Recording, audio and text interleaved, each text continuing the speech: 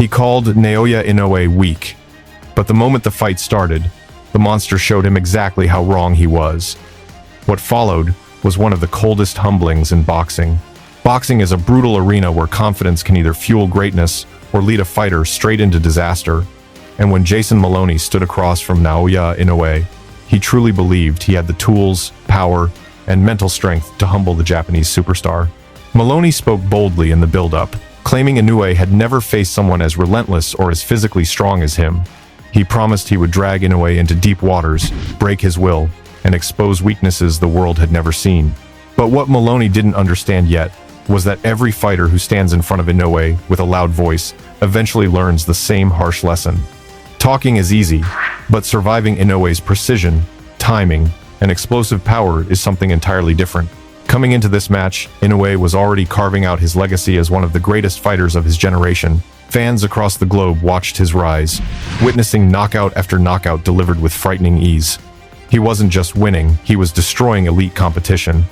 At only 27 years old, he was entering the prime of his career, carrying an aura that made even experienced champions feel uneasy.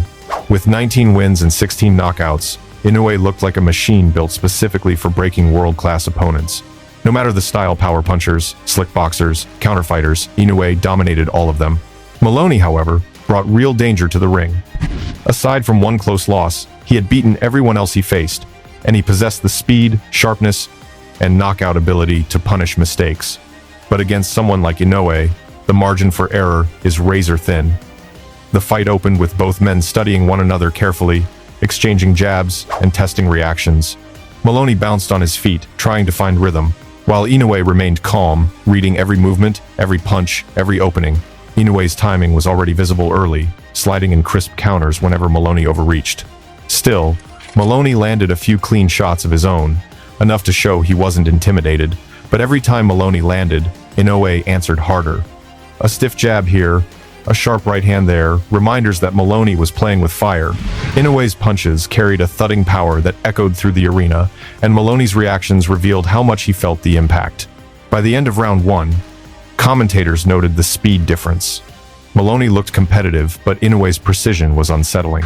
As the second round unfolded, Maloney tried to push the pace on the inside, believing he could rough Inoue up and make the fight uncomfortable. But Inoue saw everything. His uppercuts slipped through openings Maloney didn't even realize he was giving. His left hook cracked around Maloney's guard with frightening accuracy. Even when Maloney blocked the shots, the power buzzed through his arms and into his spine.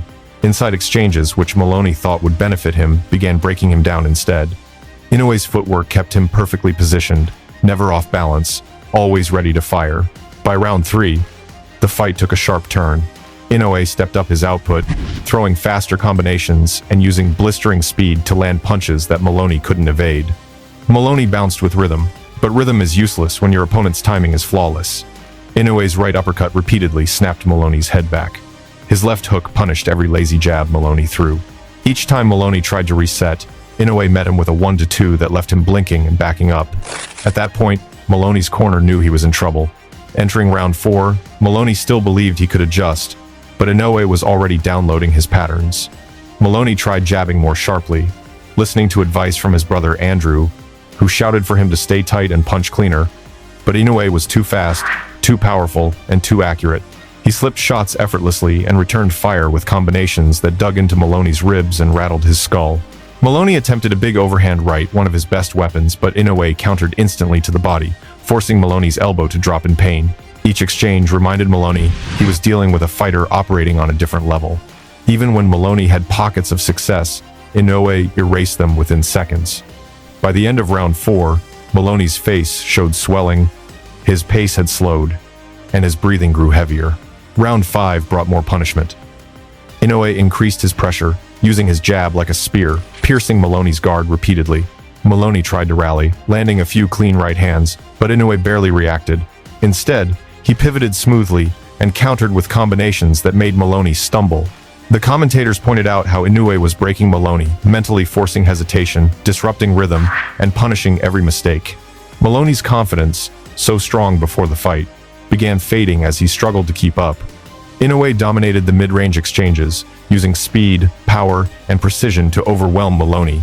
By round 6, the writing was on the wall. Inoue's timing became surgical. He read Maloney's jab, waited for the rhythm, then stepped half an inch back and launched a perfect left hook. It smashed against Maloney's jaw, sending him crashing to the canvas.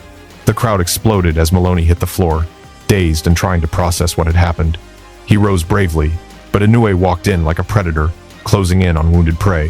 Maloney's legs were shaky, his balance compromised, and his eyes blinking rapidly.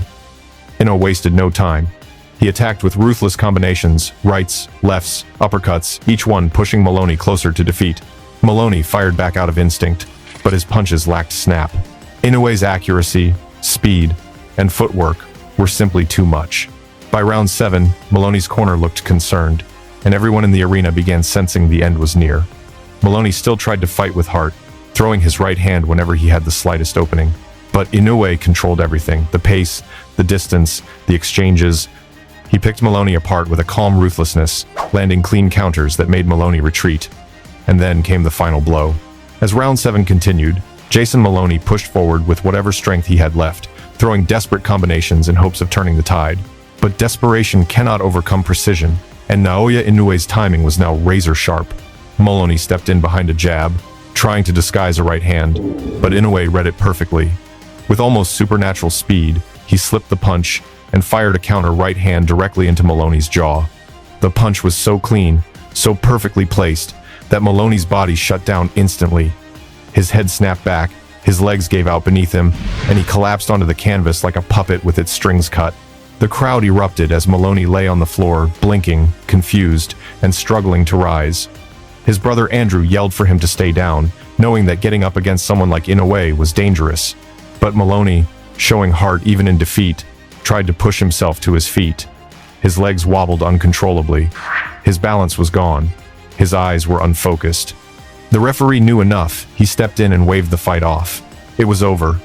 Naoya Inoue had delivered yet another brutal knockout, further solidifying his status as one of the most dangerous fighters in boxing. Maloney sat on his stool afterward, devastated but respectful. His pre-fight confidence, once overflowing, had been shattered, not by embarrassment, but by reality. He had believed he was ready for Inoue's power and speed. He had believed he could break Inoue mentally. But nothing he had imagined matched what actually happened inside the ring. Inoue was faster than expected, sharper than anticipated, and stronger than anything Maloney had experienced before. The Australian fighter admitted later that Inoue's power didn't just hurt, it shocked him. Even blocked punches felt like being hit with a hammer. Every clean shot felt like a sudden jolt of electricity shooting through his entire body. He wasn't outclassed because he lacked skill, he was outclassed because Inoue operated on a higher plane entirely. Meanwhile, Inoue remained humble after the victory.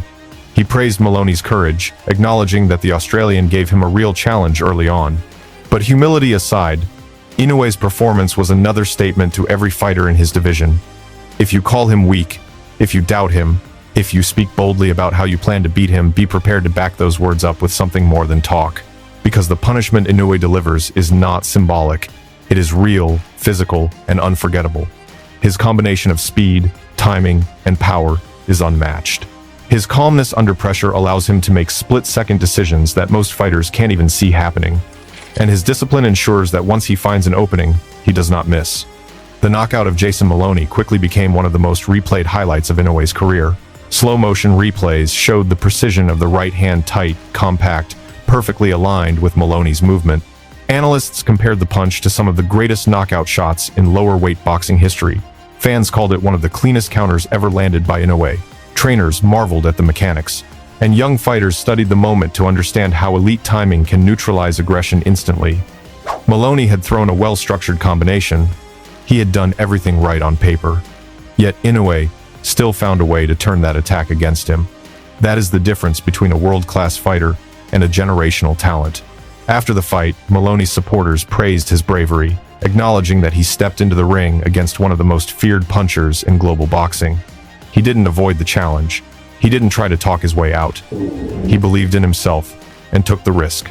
But belief alone cannot stop a fighter like Inoue. The Japanese superstar has now built a record filled with dominant performances, devastating finishes, and victories over opponents who once believed they could humble him. Inoue doesn't just beat fighters, he breaks their rhythm, destroys their confidence, and forces them to rethink their entire approach to boxing. The story of this matchup carries a powerful lesson. Calling Naoya Inoue weak does not intimidate him, it motivates him. Disrespect does not distract him, it sharpens him. Every fighter who has tried to challenge his strength with words has eventually found themselves facing the harsh truth inside the ring. The truth that Inoue is not just a great fighter, he is an exceptional one. His knockout power is not hype. His speed is not exaggerated. His technique is not overrated. All of it is real. All of it is dangerous. All of it is why he continues to rise among the greatest fighters of this era. Inoue's victory over Maloney became yet another chapter in his growing legend. He left the ring that night with the same calm expression he carried into it, almost as if he expected the result the entire time. For him, brilliance is routine, devastation is normal, and delivering iconic knockouts is simply part of who he is as a boxer. As he walked backstage with his team, the world already knew the truth. No matter how loud opponents talk, no matter how tough they believe they are, no matter how confident they appear during press conferences, the moment they face Inoue in the ring, everything changes. Because inside that ring, Inoue is the one who controls the pace, the danger, and the outcome. And anyone who calls him weak eventually learns the same unavoidable lesson. Naoya Inoue is anything but weak. He is one of the most complete, dangerous, and dominant fighters the sport has seen in decades.